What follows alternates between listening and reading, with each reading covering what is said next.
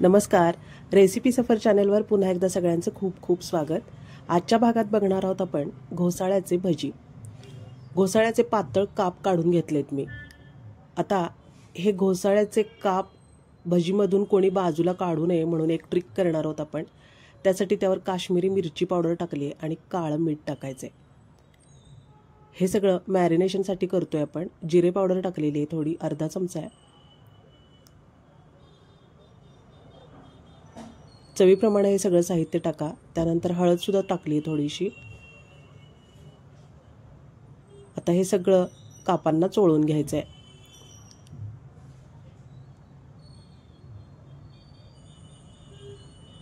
चवीप्रमाणे मीठ टाकायचं आणि थोडीशी आलं लसूण पेस्ट. त्यामुळं काप चविष्ट होतात, अतिशय सुरेख होतात भजी. अशा प्रकारे एकदा नक्की ट्राय करून बघा. आता हे सगळं साहित्य आपल्याला व्यवस्थित कापांना चोळून घ्यायचं आहे. ठेवून वगैरे द्यायची काही गरज नाही. हे सगळं आपल्याला साहित्य मॅरिनेट केल्याबरोबरच भजी सोडून घ्यायचे आहेत. बेसन पीठ घ्यायचं आहे आपल्याला लागणाऱ्या प्रमाणात. 2 चिमूट सोडा टाकायचा आहे. 1 चमचा हिंग टाकला आहे. घरचं भरड बेसन पीठ आहे हे. चवीप्रमाणे मीठ टाकायचं आहे. मीठ जपून टाका, कापांना सुद्धा आपण मीठ लावलेलं आहे. आता ओवा टाकायचा आहे चमचाभर. हातावर चोळून टाका, त्यामुळं छान सुगंध येतो आणि चवसुद्धा ओव्याची उठून येते. आता थोडं थोडं करत आपल्याला पाणी मिक्स करायचं आहे. एकदम जास्त पाणी एकाच वेळी टाकू नका. थोडंसं जाडसर बेसन आहे हे, पाणी जास्त शोषलं जातं त्यामुळं. 1 चमचा गरम तेल टाकायचं आहे. भजी तळायला जे आपण तेल ठेवले त्यातलंच तेल आहे हे. गॅस मिडियम ठेवायचा आहे. तेल चांगलं तापू द्यायचं आहे. खूप कमी नको, जास्त नको. अशा पद्धतीनं तेल तापवून घ्या आणि भजी सोडून घ्या. अतिशय सुंदर आणि टेस्टी भजी तयार होतात. घोसाळ्याचे भजी म्हटलं की सगळेजण आतले काप काढूनच टाकतात, कारण ते पांचट लागतात तसे चवीला. पण अशा पद्धतीनं जर तुम्ही बनवले तर आतले कापसुद्धा अतिशय टेस्टी बनतात आणि पुन्हा पुन्हा तुम्हाला हे बनवायला सुद्धा सांगितले जातील घरच्यांकडून. इतके सुंदर हे भजी लागतात. आता हे तुम्हाला काप जर नको असतील तर हे काप तुम्ही बारीक क्रशसुद्धा करून घेऊ शकता आणि त्याचेसुद्धा भजी छान होतात. अशाच प्रकारे भरड चुरा करून तुम्ही भजी करू शकता.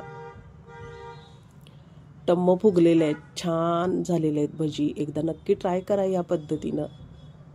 आता या कापांवर मसाला राहणार नाही असं जर तुम्हाला वाटत असेल तर हे सगळे काप तुम्ही मैद्यात बुडवून थोडा वेळ ठेवू शकता आणि त्यानंतर बेसन पिठात घोळवून भजी तळू शकता.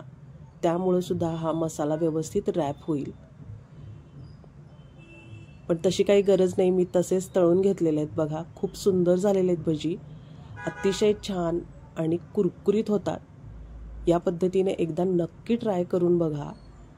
असे जर भजी तुम्ही बनवले तर काप कोणीच बाजूला ताटातून काढणार नाहीत.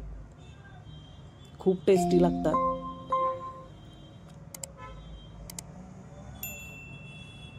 बघा, सगळे भजी टम्म फुलून आलेले आहेत.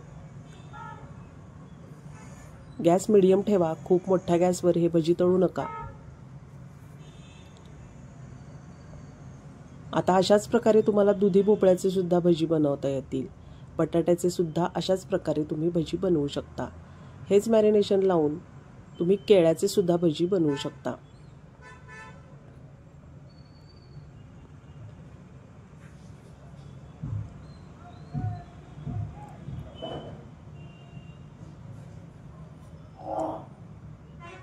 रेसिपी सफर चॅनल अजून तुम्ही सबस्क्राईब केलं नसेल तर जरूर सबस्क्राईब करा.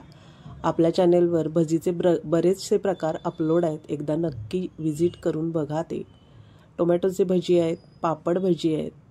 सगळ्या प्रकारचे भजी तुम्हाला रेसिपी सफर चॅनेलवर बघायला मिळतील.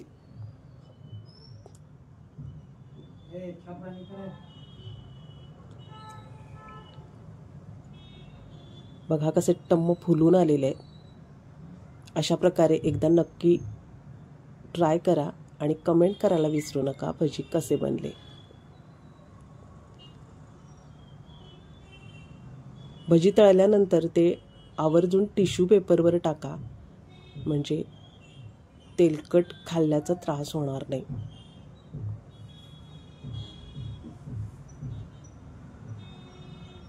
काढून घेऊया. याबरोबर तळलेली मिरची सुरेख लागते. साईचं दही आणि घोसाळ्याची भजी भाकरीसोबत खूप सुंदर लागतात. भाजीची सुद्धा गरज लागत नाही. एकदा नक्की ट्राय करा आणि कमेंटमध्ये कळवायला विसरू नका. पुन्हा भेटूया अशाच नवीन सुंदर रेसिपीसह पुढच्या भागात. तोपर्यंत निरोप घेऊया. धन्यवाद.